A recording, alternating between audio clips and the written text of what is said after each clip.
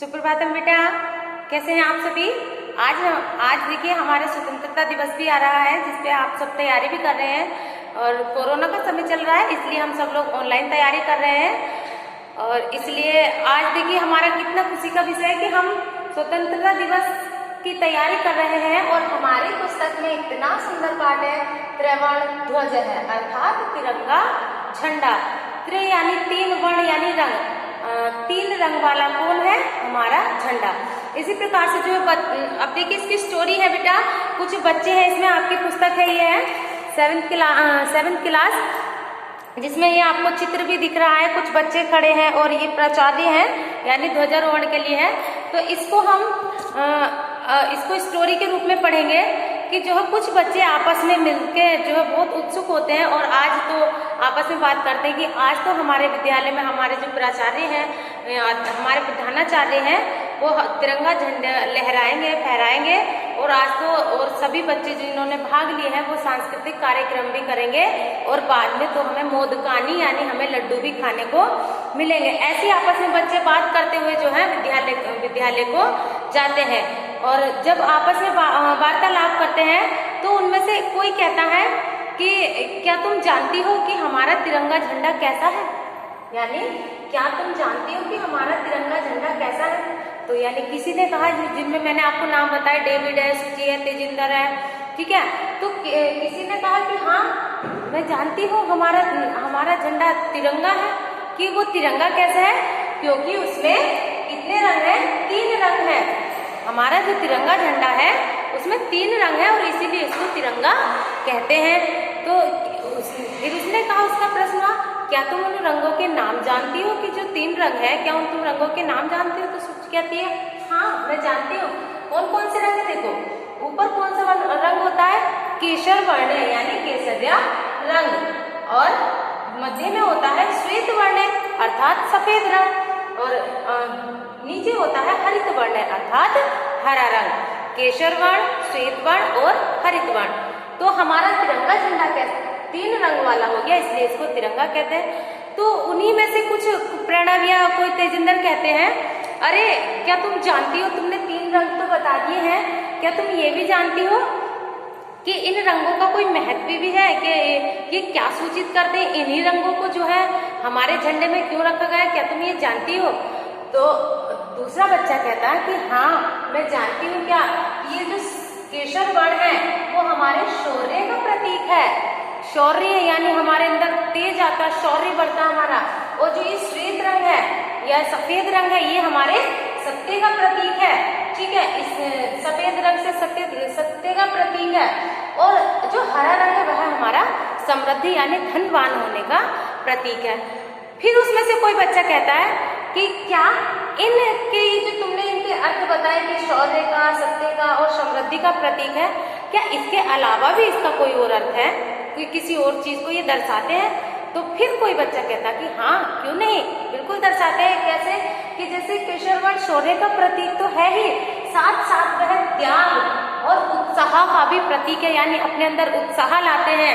हमें जो है जैसे अग्नि की ज्वाला निकलती है तो वो हमें दर्शाती है कि हम जो है ज्वाला की तरह जो है चमके, हमें जो निखार आए, हमारे बुद्धि बढ़े, हमारे अंदर तेज आए।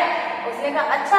और जो सफेद रंग है वो सत्य के साथ साथ पवित्रता और सात्विकता यानी बिल्कुल साफ मन वाला, सात्विकता का भी जो है बिल्कुल सफाई की जो है सफेद रंग प्रतीक है। और ये जो हरा रंग है ये उर्वरता यानी जो उगता है, उर्वरता यानी जैसे हम बीज बोते हैं उससे उगता है, उर्वरता का और धरा की सुषमा का यानी धरा की शोभा का जो है हमारी प्रतीक है। तो इन रंगों का हमारे जीवन में बहुत महत्व है, इसीलिए जो हमारे तिरंगे झंडे के बीच में इन रंगों को रखा गया है। अब उन्हीं में से कोई बच्चा पूछता है कि है क्या ये जो झंडे के बीच में ये जो गोला दिख रहा है, पहिए जैसा दिख रहा है, ये क्या है? तो उससे कोई बच्चा कहता है कि ये इसको जो क्या बोलते हैं, इसको अशोक चक्र बोलते हैं। ये जो हमारे इसमें दिखा रहा है, झंडे के बीच में दिखाया है, इसको अशोक चक्र बोलते हैं। और इसका रंग कैसा होता है? नील वर्ण है, यह नीले रंग का होता है। और इसके पहिए के बीच में जो ये आपको ये तिलियां दिख रही हैं, इनको बोलते हैं अरा। देखो मैंने लिखा है बेटा, इसको बोलते हैं अरा।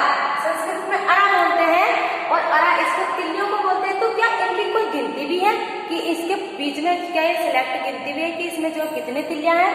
तो किसी बच्चे ने कहा कि हाँ, हम इसके बीच में जो है 24 तिल्लियां होती हैं। कितनी? चतुर्विंशति जो है इसमें अरा संति, ध्वज मध्य चतुर्विंशति अरा संति, ध्वज के मध्य में जो हमारा अशोक चक्र है ये इसमें जो है 24 तिल्लियां होती हैं। तो ये हमारे झंडे के बीच में क्यों रखा गया और ये कहाँ से लिया गया? तो उन्हीं बच्चों में से कोई कहता है कि इसको अशोक चक्र कहते हैं।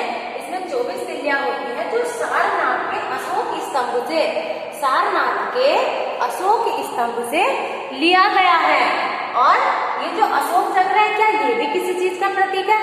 हाँ, यस, जरूर, हाँ, इसका ये जो हमारा उन्नति न्याय का प्रतीक है। यानी हमारे तिरंगा झंडे को इस प्रकार से बनाया गया है कि हमें इसकी जो भी भाग है इसको वो हमें प्रेरित करता है, हमें राष्ट्रभक्ति से और हमारे अंदर इतने अच्छे संस्कारों से, हमें जानकारी से, हर चीज का महत्व इसके विषय में बताया गया है। तभी हमारे भारत देश के झंडे को तिरंगा झंडा जो है कहा गया है। तो ये हमारा उन्नति और न्याय का प्रतीक है। यानी जैसे चक्र है वो घूमता रहता है, तो ऐसे ही घूमते जाओ, आप आगे बढ़ते जाओ, उन्नति करते जाओ, ये जो है इस चीज का हमारा प्रतीक है। तो किसी बच्चे ने कहा अच्छा तो ये बताइए, ये तो सब नीला रंग, अशोक चक्र, ये सब चीज तो इनके प्रतीक हो गए, इनका महत्व हो गया, लेकिन क्या ये जो पूरा झंडा बना हुआ है, पूरा तिरंगा झंडा बना हुआ है, क्या ये भी किसी चीज का प्रतीक है? तब कहते हैं कि हाँ, ये जो है हमारा किस चीज का प्रतीक है? राष्ट्र गौरव, राष्ट्र के गौरव और स्वाधीनता का हमारा प्रतीक है। स्वाधीनता यानी अपने अधीन होना, यानी जब हमें स्वतंत्रता दिवस यानी हमें जो है हम स्वतंत्र हो गए, जब हमारे भारत देश में जो है गुलाम था हमारा देश, तो इसलिए जो है इसको स्वतंत्रता दिवस भी कहते हैं, क्योंकि इस दिन हमें जो है स्वतंत्रता मिल गई थी। तो उसने कहा कि इसको तिरंगा झंडा तो कहते हैं, ये स्वाधीनता का प्रतीक है। और इसको जो मान्यता मिली संविधान सभा में, जो है भारत के संविधान सभा में संपूर्ण रूप से जो इसको स्वीकार किया गया, वो किया गया 22 जुलाई 1947 को। इसको जो है संविधान सभा में इसको स्वीकार किया गया कि ये जो है भारत का तिरंगा, भारत का झंडा रहेगा, भारत के झंडे के रूप में आगे आएगा। तो ठीक है बेटा, इसी प्रकार से जो है, और फिर जो है तिरंगे झंडे की बच्चे जय बोलते हैं। हमारा तिरंगा झंडा जो है राष्ट्र का गौरव का प्रतीक है, और जो प्रधानाचार्य जो इस झंडे को फहराते हैं, इस प्रकार से आपस में ही बच्चे जो है सारे इसके विषय में जानकारी प्राप्त कर लेते हैं, और जो जिसके लिए हमारे बच्चों को भी जानकारी प्राप्त होना आवश्यक है। ठीक है बेटा, तो इसलिए मैंने आपको ये चित्रों के माध्यम से शॉर्ट करके बताया, और आपकी स्टोरी जब आप पढ़ोगे और मेरी वीडियो देखोगे तो आपको एक एक शब्द समझ में आएगा कि कहाँ पे क्या पूछा गया है। और हमारी अध्यापिका जी ने इसको बताया है, चित्र के माध्यम से बताया है।